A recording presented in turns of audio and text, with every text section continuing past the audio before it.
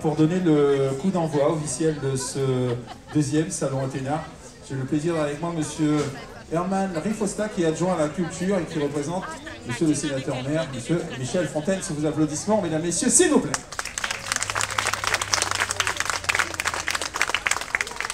Merci. Bonjour à tous. Bonjour aussi aux écrivains, aux écrivaines, aux auteurs qui sont là. Mesdames, messieurs qui ont aussi monté et organisé les stands, le personnel de la médiathèque, du service culturel, mesdames, messieurs les élus, monsieur Daniel Elie, le DGS, mesdames, messieurs, bonjour et merci d'être présents aussi nombreux aujourd'hui, ce matin, pour l'ouverture de la deuxième édition de Athéna 2015. Nous avons le plaisir aussi d'accueillir les élèves de l'école, que je dise pas, Louis Pasteur, orchestre à l'école. Je demanderai de les applaudir parce qu'ils ont déjà commencé. Je déclare donc ouverte la deuxième édition de Athéna 2015. À vous. Maintenant, c'est les enfants. Nous avons monsieur oui. Elie. Ah, monsieur Daniel Elie voulait dire un petit mot. Vous dire un petit mot. Non, vous êtes sûr? Juste pour vous remercier d'être présent ce matin à 8 h. Un petit bonjour particulier, un remerciement particulier aux enfants, à la nouvelle génération, aux enfants qui vont nous remplacer demain et qui vont être les porte-paroles et le porte-drapeau de la culture à Saint-Pierre. Merci à tous et bon Athéna à tous. Bonjour à tous. Alors, quelle belle fête à Saint-Pierre autour du livre. Deuxième édition d'Athéna.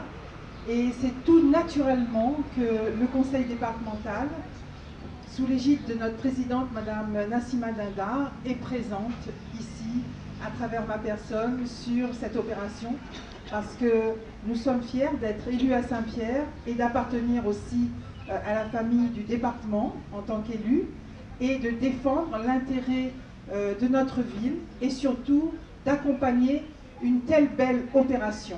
Parce que le livre, c'est aussi une façon de pouvoir s'élever, de pouvoir grandir, d'être en contact avec ce qui se fait ici à notre île, ce qui se fait dans l'océan Indien au niveau national et international.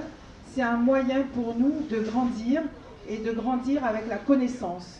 Donc je félicite le sénateur maire de soutenir une belle opération comme celle-là sur notre ville, toute son équipe municipale et aussi tous les volontaires des services, du service culturel et tous les services qui ont participé à la bonne mise en place de cette opération, ainsi que le monde associatif, parce qu'ils sont nombreux ici, et tout le public qui va participer et donner vie à cette opération Athéna à Saint-Pierre, ainsi que tous les partenaires.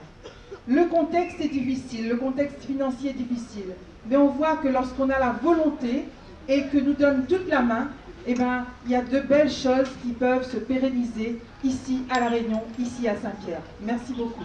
Merci Madame Sismo. Je vous rappelle que vous représentez le conseil départemental. Je vous demande de les applaudir s'il vous plaît. L'orchestre de l'école Louis Pasteur. Merci à mes officiels.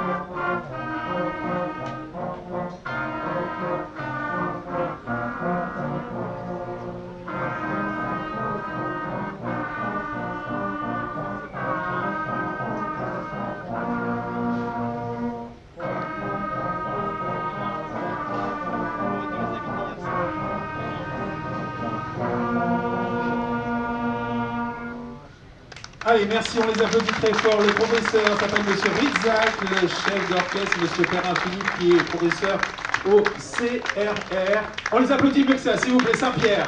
Ces enfants qui sont la relève, hein, comme nous a dit les élus tout à l'heure. Nous remercions, bien entendu, nos auteurs.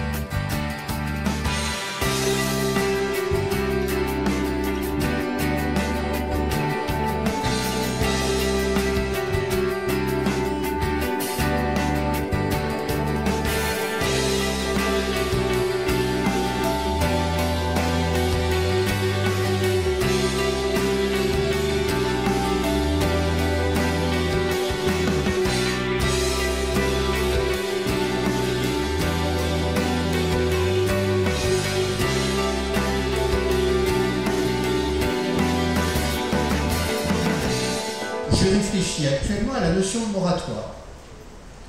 Je réfléchis à cela, et je réfléchis, mais là je vais trop vite parce que je voudrais continuer à donner des exemples, mais je réfléchis aussi au principe constitutionnel inscrit dans la Constitution par Jacques Chirac, celui du principe de précaution. De toute étiquette, eh bien, les parlementaires concernés ont quitté la vie politique, et certains, pour des montants qui peuvent sembler ridicules, 15 000, 20 000 euros, mais c'est de l'argent, ont fait de la prison. Denis McShane, figure du New Labour, du Parti travailliste, a fait 3 mois de prison parce qu'il avait pris, pour des dépenses personnelles, un peu moins de 20 000 euros. Mais il a purgé sa peine, il reconnaît qu'elle était légitime, et il fait autre chose, et il fait des livres, et il est content, voilà, de cette expérience. Il a même fait un livre sur sa vie en prison, qu'il a découvert à cette occasion. Et donc, je dis cela parce que ce n'est pas une question morale, c'est une question de qu'est-ce qui fait qu'on tient ensemble.